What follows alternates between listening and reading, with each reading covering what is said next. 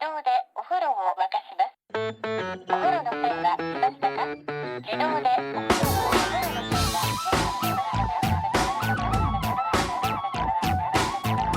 す。Hello and welcome to another episode of No Such Thing as a Fish, a weekly podcast coming to you from the QI offices in Covent Garden. My name is Dan Schreiber. I am sitting here with James Harkin, Andrew Hunter-Murray, and Anna Chazinski, and once again we have gathered around the microphones with our 4 favorite facts from the last 7 days, and in no particular order, here we go.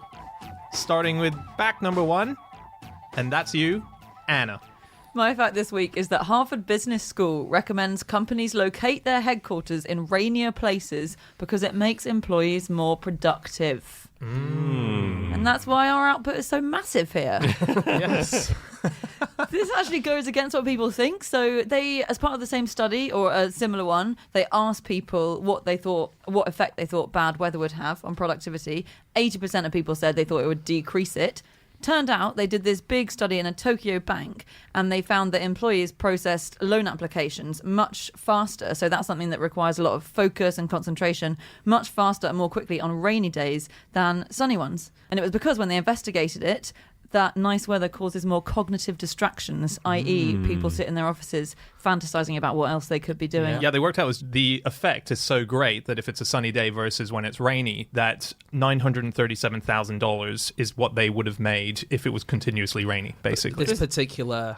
This bank depends on the size of the business. It's not like you could have an ice cream van and you'll make $1 million. Yeah, especially not when it rains.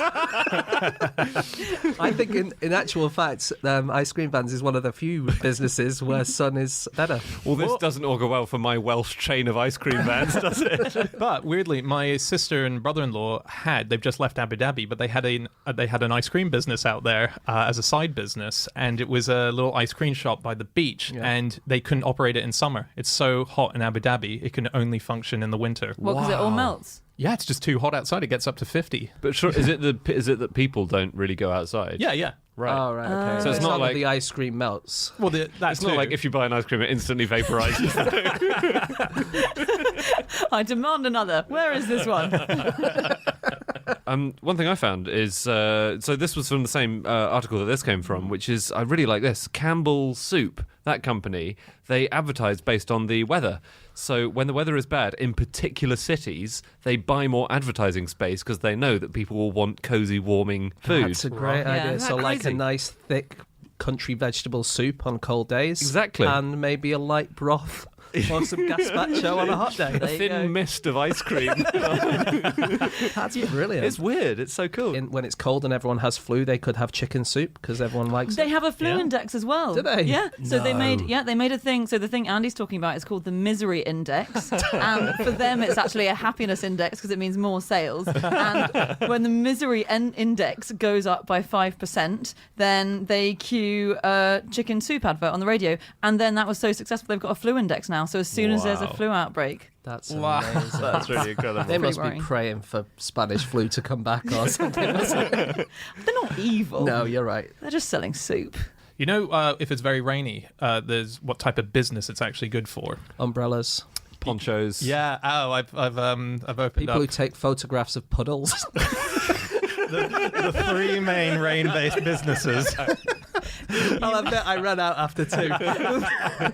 You make $1 million more a year if you take photographs of puddles in the rain.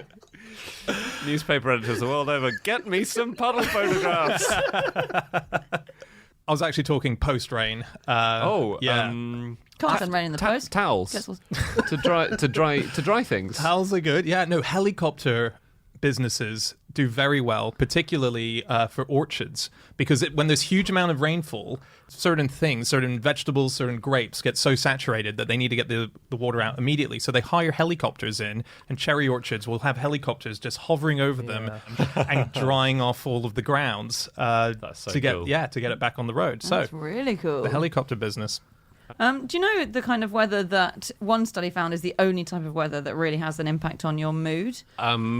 So I can give you the weather categories, or do you want to make No, it like your own? no. When the Earth is hit by a meteorite and there's rain of, metal falling from the sky. Firestorms. People don't mind at all. They just go about their day. We're very stoic. Okay, give us some options. So this is a study in the 1980s, and it found the best predictor of mood was in a certain type of weather. The options are that they looked at sunniness, temperature, raininess, wind, humidity, and It's not going to be the last one. not the last one. Can I bet on the last one? Can I bet that it is the last one, which I think is mist? Because I think mist always affects my mood very much. Is it in a good way or bad way? And it sort of this makes me feel spooky. Does it? Yeah, you look along, you can't see anything. It's a bit spooky. That's true. Yes, Yeah. it is quite exciting. You feel like you're in a Victorian novel. Yeah, so that's the main effect that I think. I'm going to say it's wind because it makes me feel more agitated. Because the molecules around me are so agitated, they kind of somehow make me feel a bit on edge. Yeah. I get that I as think well. it's got to be one of these two. I'm It going must for be. sunniness. Sunniness makes me a dickhead. It's why I had to leave Australia. I was a right asshole over there, but now I'm sort of a bit more calm. But I get in a horrible mood when it's way too hot. Do you? Yeah. Oh no, so you're Horrible. not talking about sunniness, you're talking about temperature, Oh, yeah. right? Because it can be Yes. sunny and It's sunny cold. today, for instance. It's a beautiful sunny That's day true. today. Okay, so But he has been a bit of an asshole today. How do you explain that? I was just being a bit of a tricky dick. Okay, so yeah. So you've listed almost all the things except the one that it is. Oh. Humidity was found to be the only one that has a significant impact on activity and mood, and it's because people feel very sleepy and they can't concentrate, which is true, right? yeah, When you that's go to true. a humid place, you feel really gross. Kind of, but I grew up in Hong Kong, which was all humid all the time. So I As guess established, you're always a dickhead now. I've never thought how this weather has really molded me. Did you find your concentration improved when you came here? Mate, I'm not the good case study to ask about. The wettest day of the year on Earth, whatever day it is, what percentage of the rain from the year do you think falls on that one day? Okay, so if there are 365 days, it would be a bit less than 0.3% on an average day. Yeah. So I'll say 1%, triple Yeah. the average. I'm going to say 35%. Love it. Love. Great day for the Puddle photographer. That day. He's a billionaire. It is 8.3%. Wow. That's a lot. It's about 12th of the Earth's rain falls on a single day. What day is that? What day? Well, we don't know. It's different. We every... don't know. Surely that's the one day we would definitely know. The same day every year. Same Dan. day. I know. But... oh yeah, right. It's I meant different. when was the last time that we? No, it's always the third Tuesday after Easter. and 50% of the Earth's precipitation falls on the 12 wettest days of the year. That's amazing. Isn't that amazing? It's incredible. Wow. That's really cool. It'd be so great if it was the same every year. And Yeah. we could just do a 12-day... What was it? 12 days? 12 days. Yeah. 12-day long hibernation or something. I wonder if Yeah. it happens in a period of the year, though, because lots of countries have big rainy seasons. So there must be a likelihood of it being. Well, the paper, the article where I read this, it said one key question the researchers wrote is when during the year these extreme precipitation events are likely to occur. So Yeah. I think basically they don't really know when it's going to be, but they'll try and work it out. Just on rainy conditions, as in preparing for rain, have you heard of the rain shader? No. This is a new kind of umbrella which has been invented in the last few years, and it is designed to solve the problems of what are the problems of umbrellas? They get in people's eyes. They get in people's Inside eyes. Out.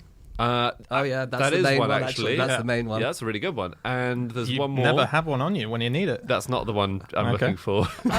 They break the no, material. it's no, I'll just People tell you. take them if you leave them at That the front is- of a store. God, umbrellas are awful, aren't You they? might- if it's really windy, you might blow away like Mary Poppins. Yeah, that's yeah. She doesn't. Have you seen the film? She's not trying to help them out, and suddenly, against her will, she's blown away into another land. That's why the sequel's only 17 minutes long. Very sad. Yeah, our opening lines were, sorry about that. Where were we? No, it's that when you tilt it, all the water can fall off onto someone else. Oh, kind of. That's a small You're problem. I holding it know. upside down. But you could. What? So the rain shader is this new. It basically looks like a motorbike helmet, but in umbrella form. So it's white. It's open at the front, and then at the back it's really low. It's like wearing a big helmet that's sort of cut out at the front. So that Great. means you can't ever poke someone in the eye with it. That's really good. That's good. Yeah. And I don't think that would turn inside out either. So I think it's solving more problems than I it think it claims might. to. Yeah. Yeah. In Harvard Business School, there's a paper that they wrote quite recently called Toxic Workers. And this is about superstar workers who outperform their colleagues by 2-1 or more, but who are awful to be around. Oh. And they want to work out whether it's useful to have these kind of amazing workers or whether they do way too much harm than good. What do you think? Interesting. What do we think of James? The question we're being asked here.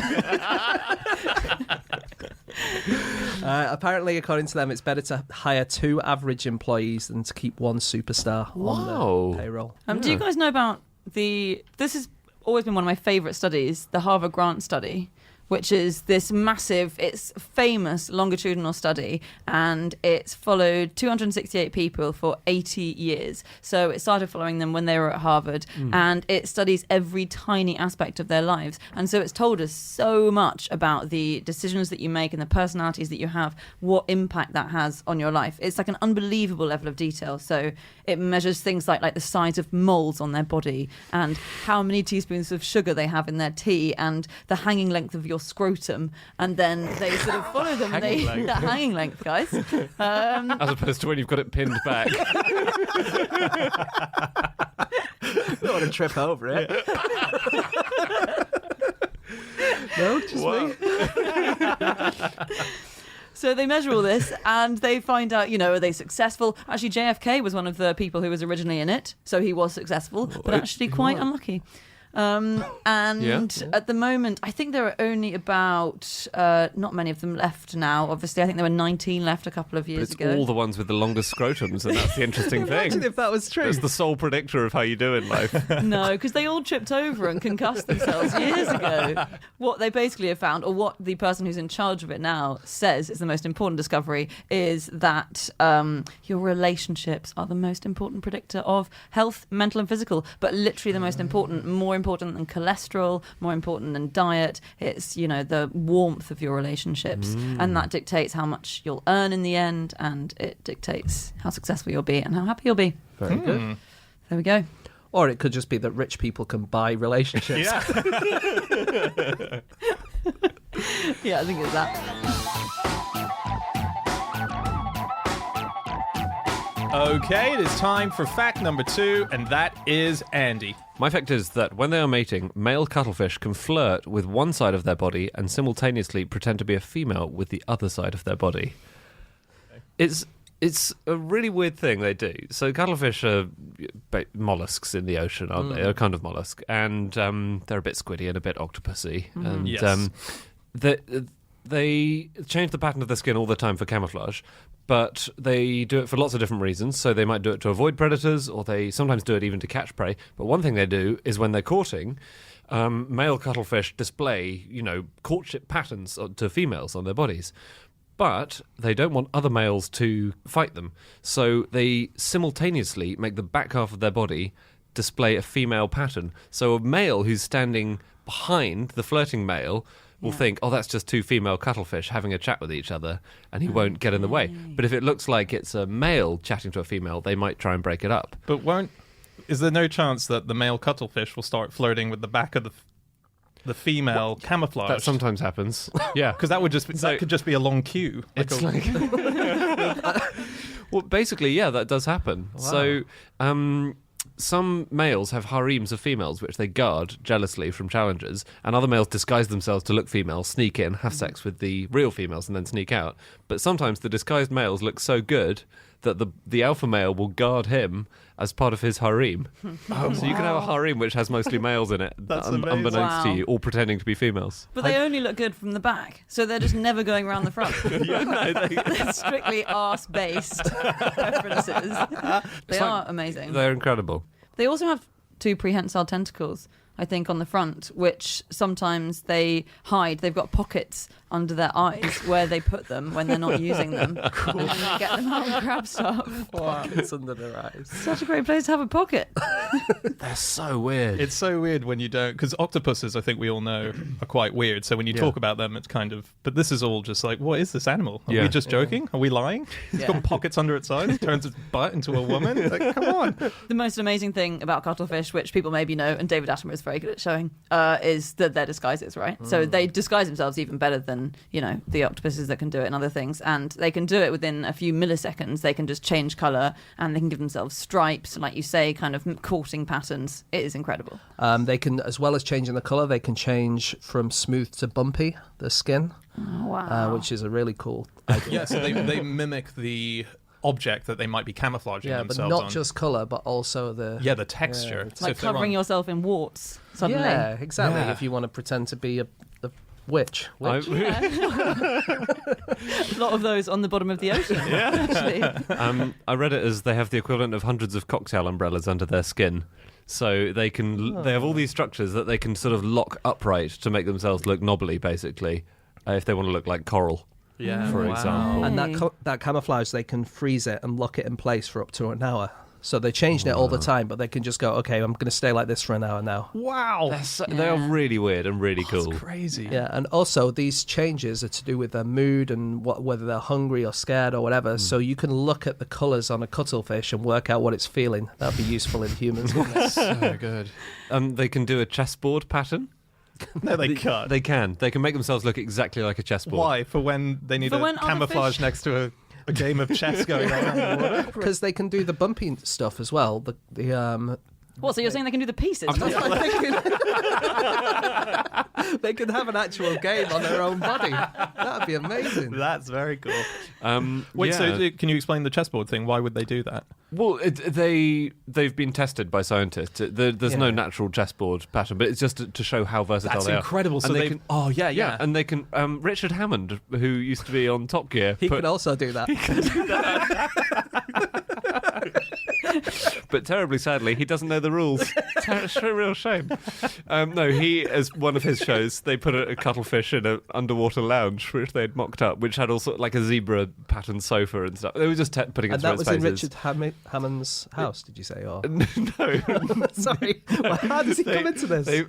He was making a show, and it was about cool animals or something, and it featured they created an underwater lounge with all this stuff. Right. Richard Hammond's lounge is not underwater. And so they perfectly mimicked a chessboard. Yeah. That is so cool. It's really bizarre. yeah. Yeah.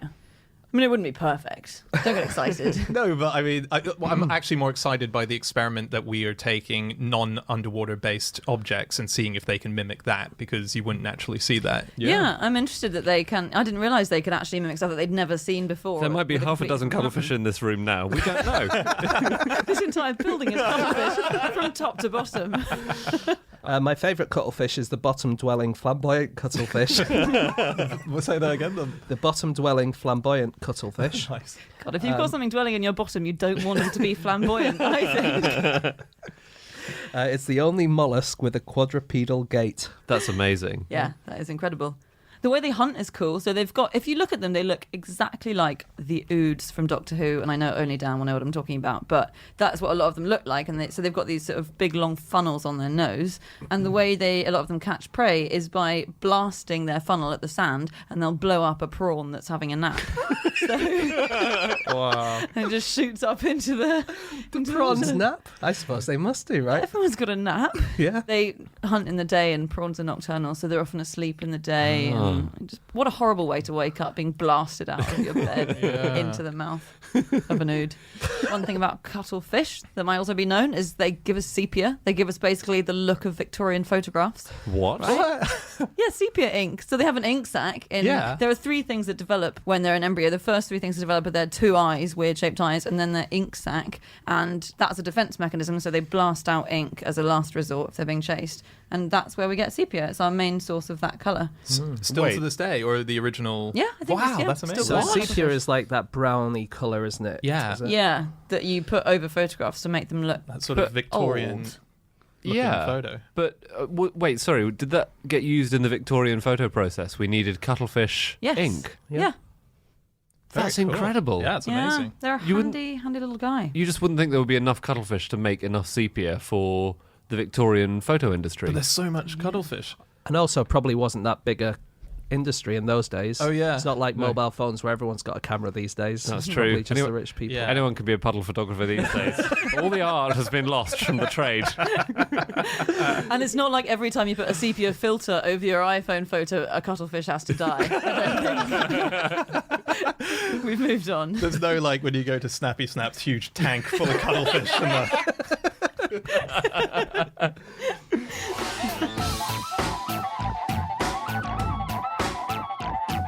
Okay, it's time for fact number 3, and that is James. Okay, my fact this week is that William of Orange's favourite drink was cock ale, Which was? which was a drink. It's made of ale with a cock in it. Cockerel, a rooster. And they put the rooster in when it was being brewed, and the idea was that it would put something into the mix which would give you virility, and it was like the Red Bull of its day almost. And actually the first known recipe for cock ale was in 1669, and it was written by a guy called Sir Kenelm Digby, Oh, yeah. who people who know the podcast might remember his father, Everard Digby, Yeah. Kidding! who was one of the gunpowder plotters. Everard or the Digby other. makes a return. This is so exciting.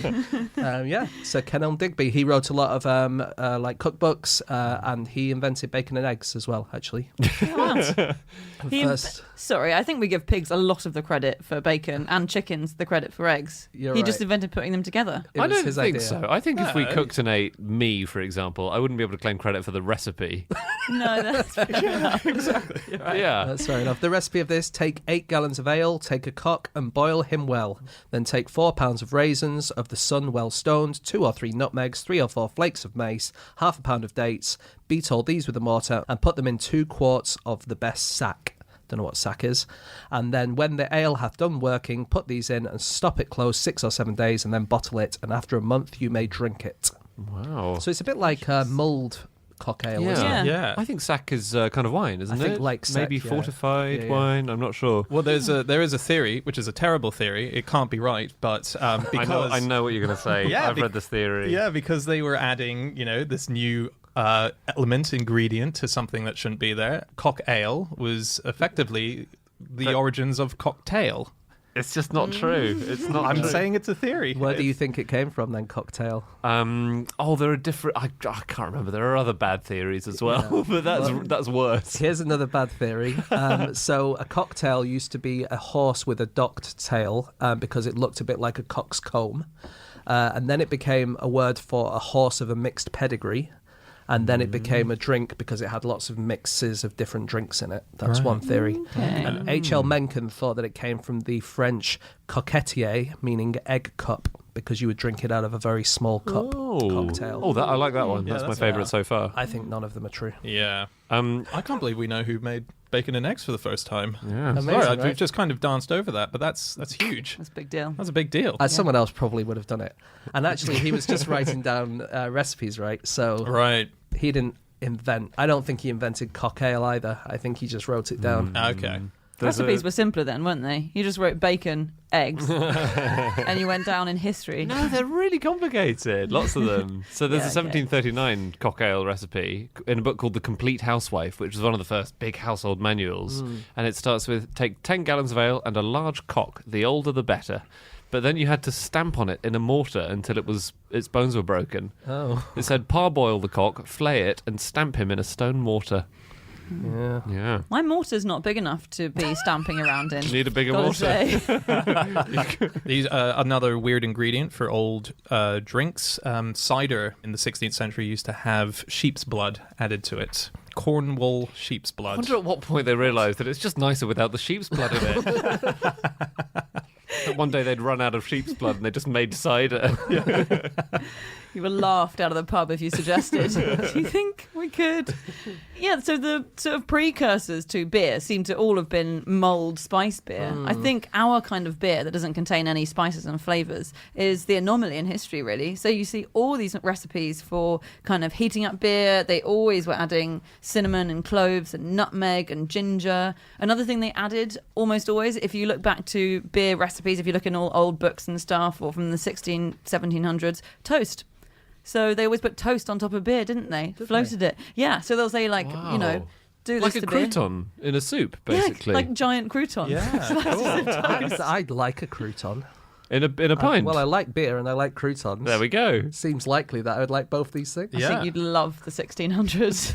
It's hard though, isn't it?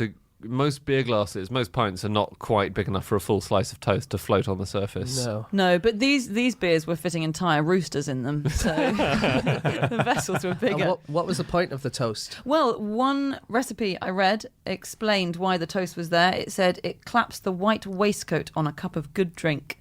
Oh, brilliant. That's really clear. Thank you. Yeah, great. Yeah. Oh, right. Oh, yeah. Oh, the white waistcoat. Oh, well. Thing. Yeah, Okay. We all understand that. I was reading about just the consumption of alcohol in the 1600s, and I found this thing that Parliament passed. It was an act that I'd not heard of. It was the Act to Repress the Odious and Loathsome Sin of Drunkenness. It was because everyone was just getting so drunk all the time. But the wording of that is just stunning. Yeah. Odious. Yeah. So so hops, which were medicinal plants, they'd been added to beers, and I think that was a way around of saying that you were doing it for medical purposes as opposed to it being just getting drunk. And they didn't like hops. In Britain, they really didn't like hops. So when we talk about beer from thousands of years ago, it's not beer like we know it. So beer, to be classified as beer now, has to be made with hops. But they only actually came to England in the 1400s, I think, from the Netherlands, and everyone thought they were a bit poisonous and they were a bit weird. So that's, it's the plant that adds the bitter taste to Right. beer. And actually the first person to describe hops scientifically and talk about how they were used in beer was a woman. It was a Christian botanist and abbess who was called Hildegard of Bingen. Yeah, I've heard of her actually. Yeah, she was a big deal. Yeah. She was quite revolutionary in the beer industry. Did she see lots of... Oh, I can't remember what about her now. I think she saw lots of visions and stuff, didn't she? Is and then that the same Hildegard? Oh, maybe not. Is there more than one Hildegard? I don't know, Can't it's be a that very many. Common name, surely. There was one who saw lots of visions and then wrote one of the first books or something, but Oh, it might maybe it have was been a her. different one. Yeah, No, it might have been her. Dunno. She was big. She wasn't actually a fan of hops, even though she knew how they were used. She said, they make the soul of man sad and weigh down his inner organs. Whoa. Well, that's kind of what it feels like after 7 pints.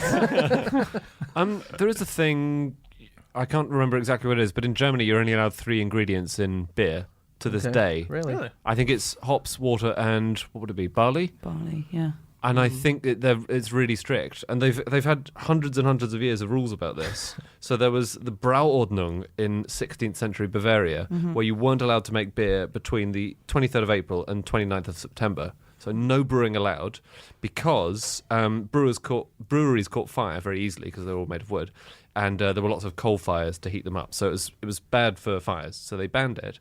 But you had to have cellars to store beer from the winter so that you could drink it in the summer. And the breweries stored them in big underground cellars, and then above ground they planted trees to keep them shady because they wanted to keep the cool in the cellars. And then they started adding tables and gravel to these above ground tree areas, and that's the beginning of the beer garden. Oh, wow. Really? So the beer garden comes from this ban on brewing in the summer.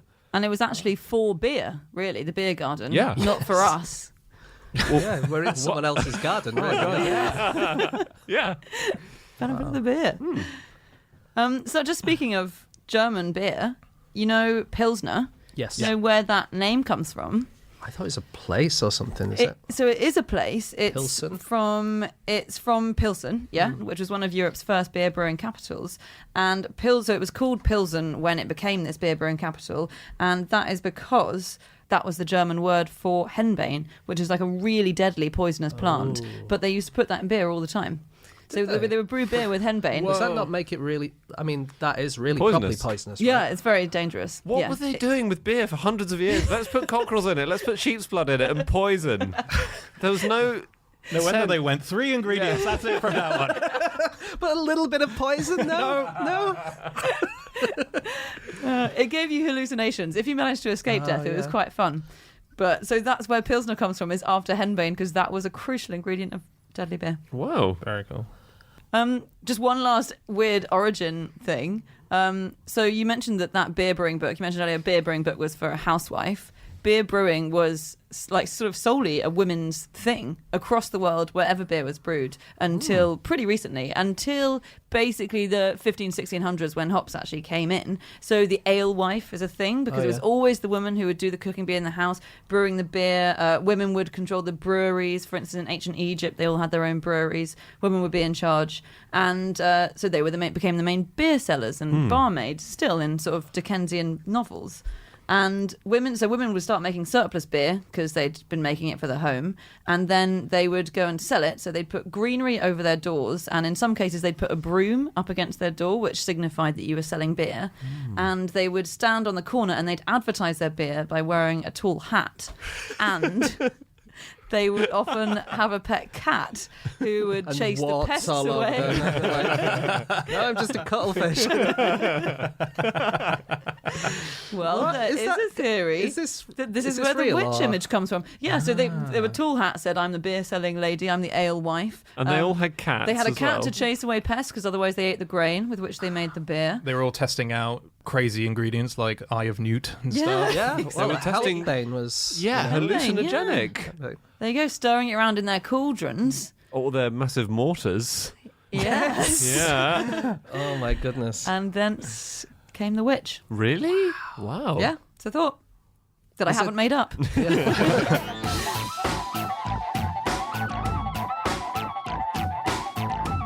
Okay, it is time for our final fact of the show, and that is my fact. My fact this week is that after 5 months of forensically analysing the indents made by a pen on paper, Dorset police managed to recover 26 pages of lost words by a blind novelist who hadn't realised that her pen had run out of ink.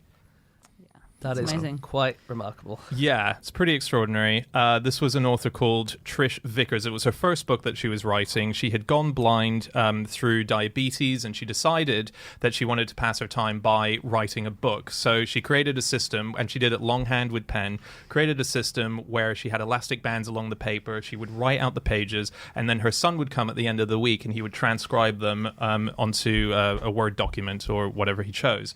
So he came one week after she'd had this burst of inspiration. She wrote 26 pages, but he discovered these blank pages sitting there. And it turns out the pen had run out. She was devastated. He was devastated because she'd written such great stuff. And it is quite funny. And it's incredibly funny. So thank you, James, for pointing that out. Yeah, so she was very upset, and they got in touch with the police to say, can you do anything about this? And yeah. And they arrested the pen manufacturer. I believe. Yeah, so actually it's very sweet. At Dorset Police Station, someone said they would look through the pages with the special light that they use for forensics to see the little markings that the pen would have left on the page, the little dents. And they spent 5 months. Now, it wasn't 5 months of intense analysis. The burglars in Dorset at the time were just having a field day. It was, I believe it was one person who did it on her lunch break for 5 months. Although, if you are a burglar, having a field day is probably a very bad day for you. Burglars call it having a house full of electronic equipment day. Yes, yeah. But so she managed to get the book done. It was called Granifer's Legacy. Sadly, she actually passed away before she could hold a physical copy in her hands, but it was published 2 hours prior to her passing away, the physical copies. Wow. Yeah, so she wow. just missed out by 2 hours. She knew it was being published, though. She knew, and I think she held a proof in her hand. So yeah. So I thought that the only method, you know, when you make indentations on paper, you can kind of read it, or you can shade over it with a pencil, and that kind of shows up because it doesn't. The pencil shading doesn't fill the indentations. Do you know how the police do it? They have a special wand. So, first of all, they don't do the pencil thing, do they? Because No. that could damage the evidence. Right. But they have this device they've invented called an electrostatic detection apparatus. and they basically, documents which are charged with static, a piece of paper charged with static, builds up more charge in the furrows where the pencil is indented or the pen is indented than on the flat. And even really microscopic, non-visible to the naked eye furrows exist. So they put the document on this plate, and then they pass a wand charged with electricity over it, and then they apply this mist of toner, and the toner just gravitates towards the furrows, and you fill in a page of writing that way. Wow. It's basically a magic wand. So they sort of charge up the indents Yeah. that have got all Wow. this That's static. insane. Yeah, that's cool. Yeah, super cool. It's quite similar to fingerprinting, right? That kind of process, where with fingerprinting, you can kind of do it yourself. So apparently a really good substance for putting over fingerprints so you can see them is raw cocoa powder. If you want to do it, you can use raw cocoa powder or talcum powder. But you're not going to have the database of the entire country at home, are you? All you're just going to see is a fingerprint that you can't really recognise. Yeah, but you can definitely, if it's like who took my chocolate bar, you can definitely get your family's fingerprints, I reckon, and in your room, and then compare them. It's a real insight into Anna's childhood, that, isn't it? Yeah, definitely would have done that. The system, the Magic Wand system that you talked about, is called the Electrostatic Detection Apparatus, ESDA, and it was invented by two DJs. Wow. Cool. They were called DJ Foster and DJ Marantz. They weren't disc jockeys, it was just their names. Oh, You're kidding? Yeah. I was thinking they were bored in the booth one day. No, it's just a coincidence that they had the same two initials, and I thought it was quite funny. It That was is good. very funny. It was a That's good amazing. setup. You had us going. You had us going in the first half. We did not see it coming. And I was thinking, those are pretty boring names for DJs, aren't they? DJ Foster. Can I just say one more thing on ESDA? Yeah. So ESDA is kind of famous because it's what... Do you remember the West Midlands Serious Crime Squad got into a lot of trouble for faking people's confessions? Oh. The Birmingham pub bombings? Oh, yeah. They got... The Birmingham released. Six? Yeah, they got released because of that. And it was using ESDA that they found that the police were making these fake confessions. Oh, really? Yeah. Oh, very cool. Oh, Not that's funny, cool. but true. Yeah. Val McDermid actually has written a book on forensics, which sounds really good. I was reading a summary of it. So she's a sort of crime writer, isn't she? Of fiction, yeah. Yeah, of fiction. But this is a factual book, and so there's loads of good facts in there. But there's the story of the arsonist called John Orr, which I didn't know about. He was quite a big criminal in the 1980s. He was basically a fireman, and who ended up being Right. done for burning down loads and loads of houses. Because if you're a fireman, you know how. So I think he was suspected in more than 1,000 fires in California.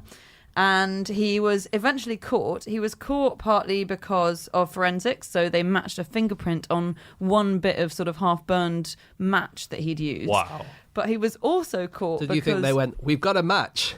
And they went, yeah, we can see that. So good. There was 2 hours of confusion there between Laurel and Hardy, the fireman.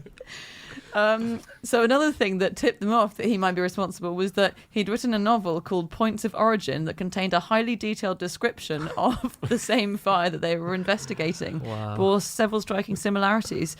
And also the fire that he was done for in 1984, everyone who investigated it said this is an accidental fire, and he kept insisting that no, it was arson.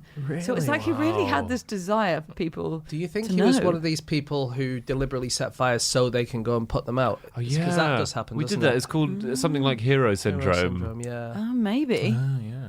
Well, he's not a hero now. No. He is serving a long jail sentence. Very much a zero. Nice. That's what the judge said when he passed the sentence. 0 I'd love to be one of those comedy judges that just said man, something yeah. funny just as they're sending them down. I didn't know that comedy judge was a career, actually. Oh, yeah. Is that a thing? Yeah, well, it's not. No, you don't apply to be the comedy judge. It's not. You're just a regular judge who happens to have a bit of fun. There was that guy who got done for. He got done for something, but he loved the Beatles, and the judge sentenced him using as many Beatles Oh lyrics no, that's as... so naff. It's what was done. What did he do? I What can't did he remember. say? Maybe he stole from the tax man. Yeah. Brilliant. Yeah, you probably were. It was probably a cry for help. You may have had a hard day's night in your yellow submarine.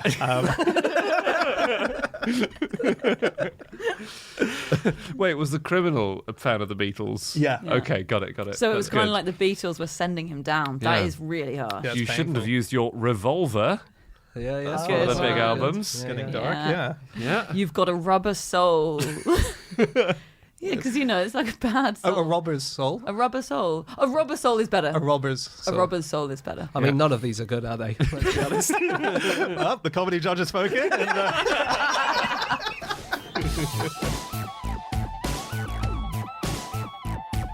Okay, that's it. That is all of our facts. Thank you so much for listening. If you would like to get in contact with any of us about the things that we have said over the course of this podcast, we can be found on our Twitter accounts. I'm on @Schreiberland, Andy, At Andrew Hunter M. James, At James Harkin. and Jasinski. You can email podcast@qi.com. Yep, you can go to our group account @NoSuchThing or our website nosuchthingasafish.com. We have links up there for our upcoming tour. You can also find all of our previous episodes there. We will be back again next week with another episode. Thank you so much for listening. Goodbye.